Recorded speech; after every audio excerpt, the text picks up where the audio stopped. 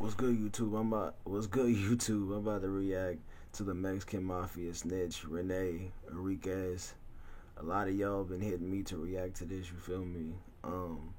Like, bro, just by the title, it's crazy. Cause, bro, like, how did bro, snitching on the Mexican Mafia? Like, I know, like, bro, that leads to death. Like, why would you want to do that? You feel me? So, like, we about to see what's going on. A lot of y'all told me like this is gonna be most of like the most interesting story, like one of the most interesting stories I react to. You feel me? So I want to see like bro, how did you what? Why? Like, why would you want to snitch on the Mexican Mafia, bro? You tripping? You feel me? But we about to see what's going on. And before I get started, Slime, you already know. If y'all new over here, make sure to hit that sub button. And make sure to check out all the reactions over here, Slime. We got the Forensic Files, the music reactions, the funny video reactions. Like, we got it all over here, you feel me? Just check them out, you feel me? But this is the Mexican Mafia snitch, Rene Enriquez. If I'm saying his last name, my bad, but, you know, you feel me? But, let's get into this thing, Slime. Let's go.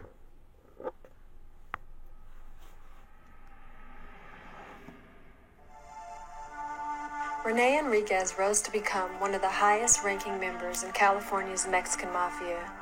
He spent over 20 years of his life as a gang leader for the organization that's also known as La M, and had a reputation as being one of the Mexican Mafia's most ruthless and feared members. But after decades of living as a violent mafia gangster, Rene Enriquez decided he was done. And just like that, he became a person that mafia organizations consider the lowest of the low. Wow. He became an FBI informant. Rene Enriquez was born on July 7th, Bro, and if you became an informant on the that's crazy, bro. 1962 in Los Angeles, California. He was raised in Cerritos, a city 20 miles outside of LA, and grew up in a middle-class neighborhood. Enriquez's father was a hard worker who came from poor beginnings, but worked to build up a successful business. After marrying Enriquez's mother, the two went on to have 5 children together. As a kid, Enriquez showed signs of promise, and his parents hoped he would one day enter into the family business. But as Enriquez got older, it became increasingly clear that he would be headed down a much different path. At the age of 11, Enriquez started stealing and hanging out with his older brother in the nearby city of Artesia. At the age of 12, following in his older brother's footsteps, he joined the neighborhood gang, the Artesia 13, and picked up the So bro started going crazy at a young age. Nickname Boxer. At the age of 14, Enriquez started doing drugs, even becoming a drug dealer at his high school to support his habit. And by the age of 16, Rene Enriquez was a full-fledged drug addict and gang member, dropping out of high school in the 9th grade. All throughout his teen years, Enriquez was involved in crimes and gang-related activities. Fights and shootouts were the norm in his neighborhood, and to support his drug habit, he would steal and rob local grocery stores. In 1981, while still a teenager, Enriquez was arrested after committing 21 armed robberies. He was found guilty and sentenced to 9 years in prison. Soon after entering prison, he was contacted by a high-ranking Mexican Mafia member and asked to carry out a mission that involved stabbing a fellow inmate who had fallen out of favor with the Mafia. He eagerly accepted the request and accepted every other request that came after that. Soon he became La M's go-to guy if they ever needed someone dealt with. After 3 years of working closely with the Mexican Mafia, proving he was fearless and willing to do whatever was needed to strengthen the gang's power, he was asked to join them. And in 1985, at the age of 22, Rene Boxer Enriquez became an official Mexican Mafia member. Enriquez quickly rose to prominence within the organization by committing numerous hits on enemies behind bars and by working to get the gang more organized. Then, in 1988, Enriquez was released on parole. Upon his release, he immediately continued his work for the Mexican Mafia, collecting money called street tax from neighborhood gangs, and confronting any gang member that didn't follow the Mexican Mafia rules. Enriquez was ruthless while on the streets, and he was known to exact revenge on anyone who crossed him. He proved this to be true when just 2 years after being released from prison, and while still on parole, he was arrested on 2 murder charges. One was for the killing of a woman who had stole from him, and the other a fellow mafia member who had been labeled as a coward and an embarrassment to the organization. While That's what I'm saying, bro. You did all you did all this to just, like, cause it seems like, bro, you was that guy, like, you was a powerful ranking in the, like, you know. That's crazy to me. Like, it's crazy to me that, like, it's just crazy to me to think that bro did all this stuff, and then just, like, I wanna know, like, why, like, what made you wanna do that? Like, what made you wanna be, like, why'd you do, like, especially when you was doing all this, in jail awaiting trial for those crimes, Enriquez attempted 2 other murders inside the Los Angeles County Jail, 2 fellow gang members that had disrespected the organization. However, both men survived. In 1993, Enriquez was found guilty of his crimes and sentenced to 20 years to life. The state sent him to California's Pelican Bay prison to serve out his time. But this didn't stop Enriquez. In fact, it made him go even harder. He continued to control his gang territories on the street and set up an elaborate drug and money laundering system that earned him over $50,000 a year. And he did it all from his prison cell. Even being locked in solitary confinement for 23 hours a day, Enriquez managed to put together an entire crew that he ran out of Pelican Bay. The group would speak in code and pass messages through visitors, mail service, and kites to avoid being detected.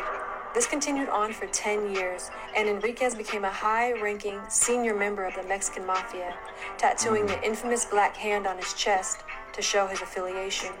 Enriquez, along with other high-ranking Mexican Mafia members, controlled almost all of the Los Angeles Latino street gangs from inside the prison. Enriquez himself confirmed he was also responsible for convincing street gangs to end all drive-by shootings in the early 90s, a move that resulted in the Mexican Mafia gaining a stronger control. But as the years dragged on, Enriquez grew weary of the gangster lifestyle. His teenage drug addiction had continued on into adulthood, as even behind bars it was easy for him to get the drugs he wanted. He had spent more than half of his life in prison. He had watched countless associates be killed by enemies, or worse, by their own Mexican Mafia brothers. And he recognized that the Mafia rules were changing, as now families and children were being put in danger due to the organization's violence. He had also gotten word that one of his oldest friends wanted him dead. So, in 2002, at the age of 39, Rene Boxer Enriquez dropped out of the Mexican Mafia. He immediately began working with multiple law enforcement agencies such as the Los Angeles Sheriff's Department and the FBI. That's crazy, bro. That's crazy. Bro, bro. You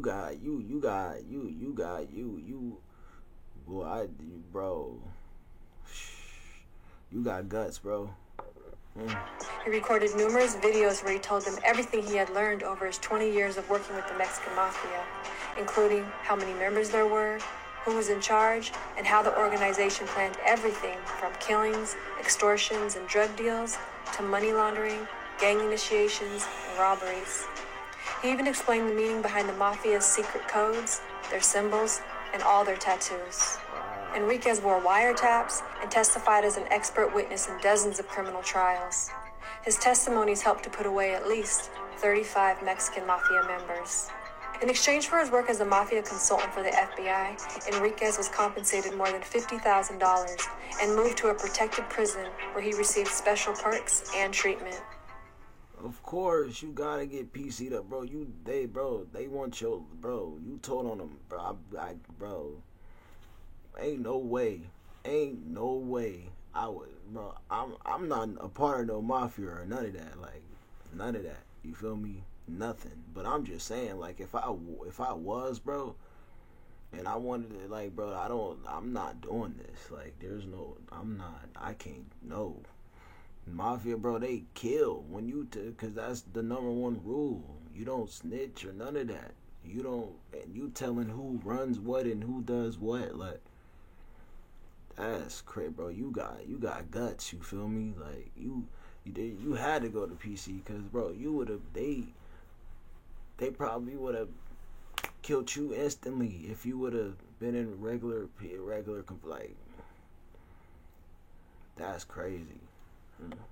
Years after first becoming an FBI informant, Enriquez continued to work with the government. In 2015, 175 business leaders and executives were invited to a dinner in Los Angeles, where Rene Enriquez was the surprise guest speaker, there to explain to a packed room the inner workings of the Mexican mafia. The evening was highly criticized by the LA media after it was revealed that the cost of security to transfer Enriquez to and from prison for the event cost taxpayers $22,000. Enriquez has also co-written 3 books on the subject of the Mexican mafia. In Chris Blatchford's book, The Black Hand, Enriquez explains that everything he has done since leaving the Mexican mafia was so that he could help teach young people about the dangers of joining gangs, and to warn them that the gangster lifestyle is disastrous. He says, "Gang life is like falling into an abyss. It's no life, or rather, it's a life with no future."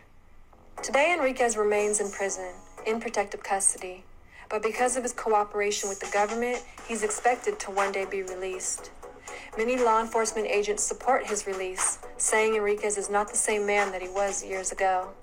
However, in 2019, Enriquez's parole was blocked for the 4th time by the governor of California, who believes that Enriquez's history of violence means he may still be a danger to society if set free. It's been 18 years since Rene Enriquez dropped out of the Mexican mafia, but those close to the situation know that even after all that time, there will still be those looking for revenge against him for his betrayal. For sure. If Enrique is ever released from prison, he's expected to live under a federal witness protection program, as authorities believe his life is in danger, and most likely, it always will be. Of course, his life will always be, bro. He told on a mafia, bro. You told on the Mexican mafia, bro. They kill, like, bro. What bro's gonna have to be in peace for the rest of his life, bro. Like, you know. But I guess he did it for a good. I don't know. You feel me? But y'all let me know what's y'all opinion. I mean, my opinion is, you feel me? Like, I mean, I get why he did it, but it's like, it's just like I live by a moral, bro. Like, Like, I can't do that, you know, but, you know, y'all let me know how y'all feel about this in the comment section, you feel me, but this was a crazy, interesting story, you feel me, I'm definitely mind blown right now, you feel me, for sure, you feel me, definitely, like, this is crazy, you feel me, but y'all let me know about y'all opinion in the comment section, you feel me, y'all let me know what else to react to, like, what other videos like this, like, to react to, y'all send them to me in the comments, you feel me, but until next time, I love y'all. Y'all stay safe, and I'm going to get at y'all next time. Slime. 1.